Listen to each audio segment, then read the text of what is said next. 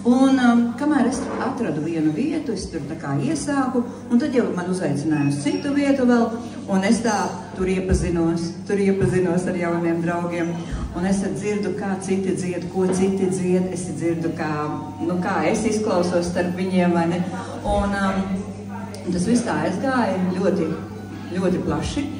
Un tāda ļoti forša atmosfēra vienmēr, un es domāju, ka es gribētu Latvijā kaut ko tādu, ja?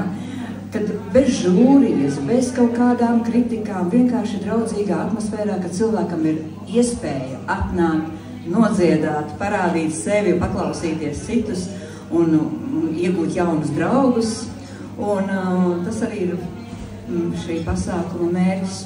Un es šodien gribu arī pateikt paldies Ingunai, ka viņa to visu skaņo, ka viņa visu to dara. Man Uldīts iesāka, bet Uldīts ļoti aizņemts ar saviem koncertiem, un es Ingunai gribu šo te Londonas krūzi, lai viņa dzer tēju, Londonas tēju, ar autobusiņu, un lai brauc uz Londonu.